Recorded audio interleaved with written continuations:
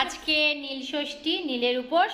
তো আজকের আমাদের এখন সাবু মাখা হচ্ছে। আর কি কি দিয়ে সাবু মাখা হচ্ছে তোমাদেরকে দেখাচ্ছি ব্যাক ক্যামেরা করে। ফ্রিজের ভেতর ঢুকে দই বার করছি, টক দইটাও নিয়ে নিই।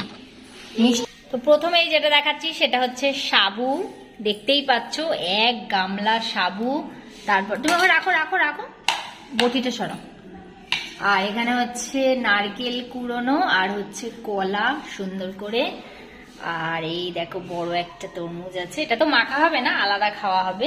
আর তার সাথে এখানে আরো কলা রয়েছে, বাতাসা রয়েছে, মিষ্টি রয়েছে, আর এইটা হচ্ছে মিষ্টি দই। ঠিক আছে, এই দিয়ে সব দিয়ে এখন মাখা হবে সাবুটা।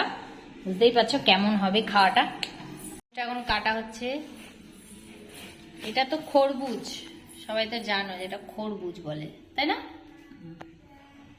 তরমুজ খাচ্ছি, দেখো লাল টকটক।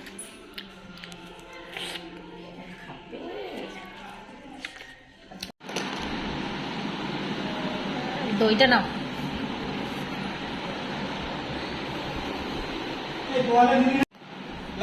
কি রে, কি খাচ্ছিস? সাবু। আজকে কি যে সাবু খাচ্ছিস? দই।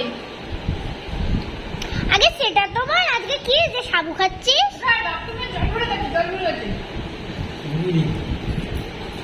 ভুলে গেলাম আজকে নীলের উপোস, তাই আমরা সবাই মিলে সাবু খাচ্ছি। আজকে বুঝি নীল ষষ্ঠী? হ্যাঁ, আজকে নীল ষষ্ঠী। তুমি করেছো নীল ষষ্ঠী? না, আমি করিনি। চলো চলো নি খা এবার। আর ইনি কি খাচ্ছে? বসে বসে তরমুজ খাচ্ছে।